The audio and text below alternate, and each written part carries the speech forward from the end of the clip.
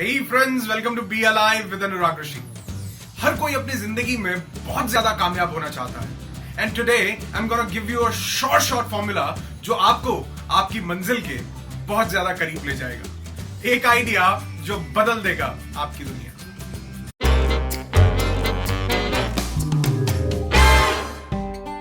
आज लोगों के पास बहुत से आइडियाज हैं, बहुत अच्छे आइडियाज हैं, लेकिन क्या आइडिया होना, इंफॉर्मेशन होना, किसी चीज की जानकारी होना, नॉलेज होना ही काफी है? हाँ, ये पहला कदम जरूर है, लेकिन इससे कामयाबी मिल जाएगी ऐसा नहीं है। आज बहुत से लोगों के पास बहुत सा ज्ञान है, बहुत सी जानकारी है। अगर दूसरे शब्दों में कहूं तो चलते फिरते एनसाइक्लोपीडिया हैं। आप उनसे मिलेंगे, उनसे बात करेंगे, आपको लगेगा कि इस इंसान को बहुत ज्ञान है, लेकिन वो कामयाबी से बहुत दूर है। क्यों? क्योंकि ज्ञान ढेर सारा है, लेकिन उसे जिंदगी में इंप्लीमेंट नहीं कर पाए। ऐसे इंसान से आप बहुत जल्दी प्रभावित हो जाएंगे, इंप्रेस हो जाएंगे कि कितना अच्छा बोलते हैं, हर चीज की जानकारी है, जितनी गूगल को है उतनी ही इनको है। लेकिन कामयाबी का इससे कोई लेना देना नहीं है। कामयाबी का लेना देना इससे है कि आप एग्जीक्यूट कितना करते हैं। एक एग्जाम्पल से समझाता हूं कि मिस्टर ए 100 चीजों का ज्ञान रखते हैं, मिस्टर बी 5 चीजों का ज्ञान रखते हैं, लेकिन मिस्टर ए 100 में से 2 को भी ढंग से इंप्लीमेंट नहीं करते। मिस्टर बी 5 चीजों को जानते हैं और वो 5 के 5 को इंप्लीमेंट करते हैं, लेकिन मिस्टर ए 100 चीजों को जानते हैं, बहुत अच्छा भाषण देते हैं, और जब आप इनसे बात करेंगे तो आप इनसे बहुत इंप्रेस हो जाएंगे। ये लोगों को इंप्रेस करने की बहुत बड़ी मशीन है, क्योंकि इनको जानकारी बहुत है, लेकिन ये अपनी जिंदगी में इंप्लीमेंट नहीं करते, इन्हें एग्जीक्यूट नहीं करते। तो आप देखेंगे बहुत थोड़े समय के अंदर मिस्टर बी मिस्टर ए को क्रॉस कर जाएंगे, बहुत ज्यादा आगे निकल जाएंगे, और बात की बहुत ज्यादा प्रबल संभावनाएं हैं कि मिस्टर ए यहीं बैठे रहें और मिस्टर बी बहुत आगे निकल जाएं और कामयाबी को हासिल करें। क्यों? क्योंकि ये एग्जीक्यूट कर रहे हैं और ये एग्जीक्यूट नहीं कर रहे हैं।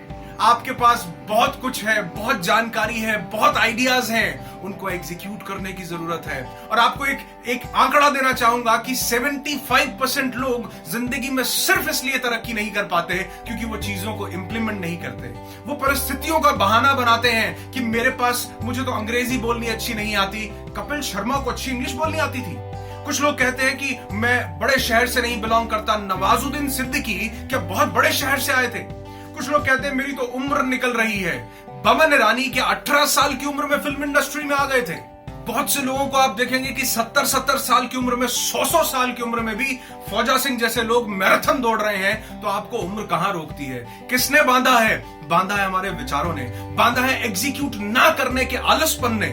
इसको हटाओ। जिंदगी में एग्जीक्यूशन जो इंसान नहीं करता, वो इंसान कभी भी आगे नहीं बढ़ सकता, तरक्की हासिल नहीं कर सकता। कुछ लोग कहते हैं मेरे पास पैसे नहीं है। अरे बहुत से ऐसे बड़े बड़े स्टार्टअप्स आप देखेंगे जिनके पास पैसे नहीं थे, लेकिन आज वो $multi-million इंडस्ट्रीज बने हुए हैं। क्यों? क्योंकि कोई भी बिजनेस पैसे से नहीं बड़ा होता, बड़े विचार से बड़ा होता है, बड़े आइडिया से बड़ा होता है। और जो उस बड़े आइडिया को एग्जीक्यूट कर जाता है, आपको जिंदगी में जानना जितना जरूरी है उतना ही ज्यादा जरूरी है उसे इंप्लीमेंट करना, उसे एग्जीक्यूट करना। और इंप्लीमेंटेशन का जो सबसे सही समय है वो अब है। जब आप इस वीडियो को सुन रहे हैं तभी इसके खत्म होने के बाद जिसको जिंदगी में आप करना चाहते हैं, जिसमें कामयाब होना चाहते हैं, उसमें एग्जीक्यूट करना शुरू करें, उसे इंप्लीमेंट करना शुरू करें। आप देखेंगे कि कामयाबी आपके बहुत नजदीक आ जाएगी, आप अपनी मंजिल के बहुत नजदीक पहुंच जाएंगे। क्यों? क्योंकि आपने इंप्लीमेंट करना शुरू कर दिया। एक इंसान इंप्लीमेंटेशन बहुत तेजी से करता है और एक इंसान सिर्फ सोचता रह जाता है। वो सारी जिंदगी सोचता रह जाएगा अगर इंप्लीमेंटेशन नहीं करेगा। आपको एक्शन प्लान बनाना जितना ज्यादा जरूरी है, फोकस जितना ज्यादा जरूरी है, डेडिकेशन जितनी ज्यादा जरूरी है, उससे भी कहीं ज्यादा जरूरी है इंप्लीमेंटेशन। क्योंकि इंप्लीमेंटेशन नहीं किया तो कुछ नहीं किया। Get up, change your life, be happy, implement and be alive. Hey friends, ये वीडियो आपको कैसा लगा कमेंट सेक्शन में कमेंट करके जरूर बताइए। लाइक कीजिए अगर ये वीडियो आपको अच्छा लगा हो, और मैं ऐसे ढेर सारे वीडियोस आपके साथ शेयर करने वाला हूं। और अगर आप चाहते हैं कि हम एक लॉन्ग टर्म बॉन्ड क्रिएट करें, हम कनेक्टेड रहें, तो आप मेरे चैनल को सब्सक्राइब भी कर सकते हैं। और सब्सक्राइब करते समय इस नोटिफिकेशन बेल को जरूर ऑन कर दें, ताकि मैं जो भी वीडियो अपलोड करूं उसका नोटिफिकेशन आप तक पहुंच सके। So get up, take action and take action now.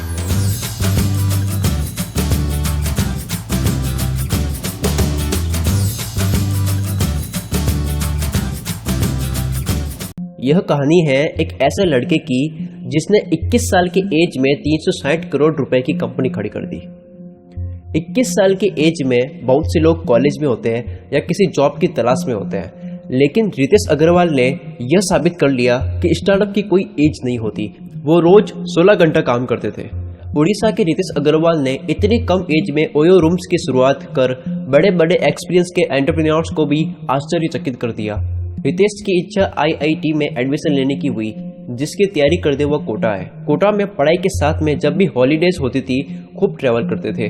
यही उनके ट्रैवल में इंटरेस्ट बढ़ने लगा और आगे जाकर बहुत फायदेमंद हुआ। कोटा में ही उन्होंने एक बुक लिखी थी, Indian engineering colleges, a complete encyclopedia of top 100 engineering colleges. इस बुक को फ्लिपकार्ट पर बहुत पसंद किया गया। 16 साल की एज में उनका सिलेक्शन मुंबई स्थित Tata institute of fundamental research TIRF में आयोजित एशियन साइंस कैंप के लिए किया गया। यहाँ भी वे हॉलीडेज में खूब ट्रैवल करते थे और कई सस्ते दामों की होटल में रुकते थे। रितेश को पहले ही बिजनेस में इंटरेस्ट था, लेकिन उनको कोई आइडिया नहीं मिल रहा था। ट्रैवलिंग के वक्त ठहरने के लिए सस्ती होटल के बारे में बुरे एक्सपीरियंसेस को अपने बिजनेस का रूप देने का सोचा। उनको यहाँ एक आइडिया मिला। उनको लगा कि यहाँ से स्टार्टअप किया जा सकता है। मेरी तरह न जाने कितने लोग सेम प्रॉब्लम फेस कर रहे होंगे, और यही स्टार्टअप की मीनिंग होती है, किसी स्टार्टअप का हल निकालना। 2012 में उन्होंने फर्स्ट स्टार्टअप ओरवेल स्टेज की शुरुआत की, जिसका एम था कम समय के लिए कम प्राइस में रूम को अवेलेबल कराना, जिसको कोई भी इजीली ऑनलाइन रिजर्व कर सकता था। काफी कम समय में रितेश अग्रवाल को अपने स्टार्टअप में सक्सेस मिली। वेंचर नर्सरी कंपनी से 30 लाख का फंड भी मिल गया था। वो और बारीकी और ध्यान से काम करने लगे, लेकिन पता नहीं क्यों उनका ये बिजनेस मॉडल जितनी उम्मीद करी थी उतना प्रॉफिट देने में सक्सेस नहीं रहा। ऑलवेज स्टेज घाटे में चला गया और एंड में कंपनी को बंद करना पड़ा। लेकिन वो पर्सन रुका नहीं। उन्होंने देखा कि कहाँ कमी रह गई है। उन्होंने दोबारा इस आइडिया पर काम करने की सोची। हरिवंश राय बच्चन जी ने अपनी एक कविता में कहा था, असफलता एक चुनौती है, इसे स्वीकार करो। असफलता एक चुनौती है, इसे स्वीकार करो। क्या कमी रह गई है देखो और सुधार करो। जब रितेश अग्रवाल कमियों के बारे में सोचने लगे, तब अपने एक्सपीरियंस से उन्हें ये बात लगी कि इंडिया में कम प्राइस में होटल मिलना या ना मिलना कोई प्रॉब्लम नहीं है। एक्चुअली कमी है होटल के कम प्राइस में बेहतरीन बेसिक फैसिलिटी को प्रोवाइड न कर पाना। उनको अपने ट्रैवल वाले एक्सपीरियंसेस याद आए कि कैसे उन्हें बहुत ज़्यादा प्राइस देने के बाद भी गंदे और बदबूदार कमरे मिलते थे, और कभी कभी कम प्राइस में भी आरामदायक और कंफर्टेबल रूम मिल जाते थे। उन सब बातों ने रितेश अग्रवाल को इंस्पायर किया। ओरवेल स्टेज में कुछ बदलाव करे, जो कमियां थी उसे दूर करी और 2013 में ओयो रूम्स का लॉन्च किया, जिसका मतलब था आपके अपने कमरे। इस बार रितेश अग्रवाल की मेहनत रंग लाई और सब कुछ वैसा ही हुआ जैसा वे चाहते थे। कम प्राइस में बेहतरीन फैसिलिटी के साथ में ट्रैवलर्स को यह सेवा बहुत पसंद आने लगी। धीरे धीरे एम्प्लॉयज की संख्या 2, 15, 25 कर दी और आज के वक्त में ओयो रूम्स कंपनीज में 1500 से भी ज़्यादा एम्प्लॉयज काम करते हैं। कंपनी के एस्टेब्लिश होने के एक साल बाद 2014 में दो बड़ी companies light speed venture partners LSVP और DSG कंज्यूमर पार्टनर्स ने ओयो रूम्स में 4 करोड़ रुपए का इन्वेस्ट किया। इतना ही नहीं, 2016 में जापान की मल्टीनेशनल कंपनी सॉफ्ट बैंक ने भी 7 अरब रुपए का इन्वेस्ट किया, जो कि एक न्यू कंपनी के लिए बहुत बड़ा इन्वेस्टमेंट होता है। हर महीने 1 करोड़ रुपए से भी ज़्यादा रुपए की बुकिंग होने लगी।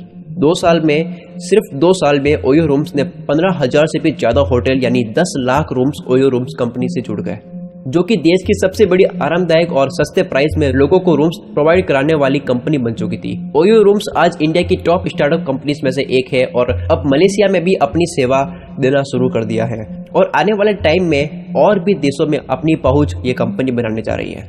एक टाइम था जब रितेश अग्रवाल को सस्ते रूम्स में प्रॉब्लम को फेस करनी पड़ रही थी। आज इंडिया ही नहीं, दूसरे देशों के लोगों को भी आरामदायक रूम दे रहे हैं, और बहुत प्राउड होता है किसी इंडियन को इस तरह से सक्सेसफुल स्टार्टअप करते हुए देख। यह कहानी है एक ऐसे लड़के की जिसने 21 साल की एज में 360 करोड़ रुपए की कंपनी खड़ी कर दी। 21 साल की एज में बहुत से लोग कॉलेज में होते हैं या किसी जॉब की तलाश में होते हैं, लेकिन रितेश अग्रवाल ने यह साबित कर लिया कि स्टार्टअप की कोई एज नहीं होती। वो रोज 16 घंटा काम करते थे। उड़ीसा के रितेश अग्रवाल ने इतनी कम एज में ओयो रूम्स की शुरुआत कर बड़े बड़े एक्सपीरियंस के एंटरप्रेन्योर्स को भी आश्चर्यचकित कर दिया। रितेश की इच्छा IIT में एडमिशन लेने की हुई, जिसकी तैयारी करते हुए कोटा है। कोटा में पढ़ाई के साथ में जब भी हॉलीडेज होती थी खूब ट्रैवल करते थे। यही उनके ट्रैवल में इंटरेस्ट बढ़ने लगा और आगे जाकर बहुत फायदेमंद हुआ। कोटा में ही उन्होंने एक बुक लिखी थी, Indian engineering colleges, a complete encyclopedia of top 100 engineering colleges. इस बुक को फ्लिपकार्ट पर बहुत पसंद किया गया। 16 साल की एज में उनका सिलेक्शन मुंबई स्थित Tata institute of fundamental research TIRF में आयोजित एशियन साइंस कैंप के लिए किया गया। यहाँ भी वे हॉलीडेज में खूब ट्रैवल करते थे और कई सस्ते दामों की होटल में रुकते थे। रितेश को पहले ही बिजनेस में इंटरेस्ट था, लेकिन उनको कोई आइडिया नहीं मिल रहा था। ट्रैवलिंग के वक्त ठहरने के लिए सस्ती होटल के बारे में बुरे एक्सपीरियंसेस को अपने बिजनेस का रूप देने का सोचा। उनको यहाँ एक आइडिया मिला। उनको लगा कि यहाँ से स्टार्टअप किया जा सकता है। मेरी तरह न जाने कितने लोग सेम प्रॉब्लम फेस कर रहे होंगे और यही स्टार्टअप की मीनिंग होती है, किसी स्टार्टअप का हल निकालना। 2012 में उन्होंने फर्स्ट स्टार्टअप ओरवेल स्टेज की शुरुआत की, जिसका एम था कम समय के लिए कम प्राइस में रूम को अवेलेबल कराना, जिसको कोई भी इजीली ऑनलाइन रिजर्व कर सकता था। काफी कम समय में रितेश अग्रवाल को अपने स्टार्टअप में सक्सेस मिली।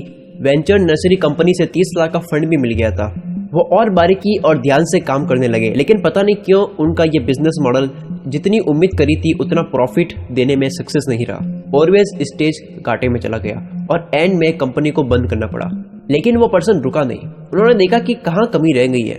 उन्होंने दोबारा इस आइडिया पर काम करने की सोची। हरिवंश राय बच्चन जी ने अपनी एक कविता में कहा था, असफलता एक चुनौती है, इसे स्वीकार करो। असफलता एक चुनौती है, इसे स्वीकार करो। क्या कमी रह गई है देखो और सुधार करो। जब रितेश अग्रवाल कमियों के बारे में सोचने लगे, तब अपने एक्सपीरियंस से उन्हें ये बात लगी कि इंडिया में कम प्राइस में होटल मिलना या ना मिलना कोई प्रॉब्लम नहीं है। एक्चुअली कमी है होटल के कम प्राइस में बेहतरीन बेसिक फैसिलिटी को प्रोवाइड न कर पाना। उनको अपने ट्रैवल वाले एक्सपीरियंसेस याद आए कि कैसे उन्हें बहुत ज़्यादा प्राइस देने के बाद भी गंदे और बदबूदार कमरे मिलते थे और कभी कभी कम प्राइस में भी आरामदायक और कंफर्टेबल रूम मिल जाते थे। उन सब बातों ने रितेश अग्रवाल को इंस्पायर किया। ओरवेल स्टेज में कुछ बदलाव करे, जो कमियां थी उसे दूर करी और 2013 में ओयो रूम्स का लॉन्च किया, जिसका मतलब था आपके अपने कमरे। इस बार रितेश अग्रवाल की मेहनत रंग लाई और सब कुछ वैसा ही हुआ जैसा वे चाहते थे। कम प्राइस में बेहतरीन फैसिलिटी के साथ में ट्रैवलर्स को यह सेवा बहुत पसंद आने लगी। धीरे धीरे एम्प्लॉयज की संख्या 2, 15, 25 कर दी और आज के वक्त में ओयो रूम्स कंपनीज में 1500 से भी ज़्यादा एम्प्लॉयज काम करते हैं। कंपनी के एस्टेब्लिश होने के एक साल बाद 2014 में दो बड़ी companies light speed venture partners LSVP और DSG कंज्यूमर पार्टनर्स ने ओयो रूम्स में 4 करोड़ रुपए का इन्वेस्ट किया। इतना ही नहीं, 2016 में जापान की मल्टीनेशनल कंपनी सॉफ्ट बैंक ने भी 7 अरब रुपए का इन्वेस्ट किया, जो कि एक न्यू कंपनी के लिए बहुत बड़ा इन्वेस्टमेंट होता है। हर महीने 1 करोड़ रुपए से भी ज़्यादा रुपए की बुकिंग होने लगी। 2 साल में, सिर्फ 2 साल में ओयो रूम्स ने 15,000 से भी ज़्यादा होटल यानी 10 lakh rooms OYO rooms company से जुड़ गए, जो कि देश की सबसे बड़ी आरामदायक और सस्ते प्राइस में लोगों को रूम्स प्रोवाइड कराने वाली कंपनी बन चुकी थी। ओयो रूम्स आज इंडिया की टॉप स्टार्टअप कंपनीज में से एक है और अब मलेशिया में भी अपनी सेवा देना शुरू कर दिया है और आने वाले टाइम में और भी देशों में अपनी पहुंच ये कंपनी बनाने जा रही है। एक टाइम था जब रितेश अग्रवाल को सस्ते रूम्स में प्रॉब्लम को फेस करनी पड़ रही थी। आज इंडिया ही नहीं, दूसरे देशों के लोगों को भी आरामदायक रूम दे रहे हैं और बहुत प्राउड होता है किसी इंडियन को इस तरह से सक्सेसफुल स्टार्टअप करते हुए देख।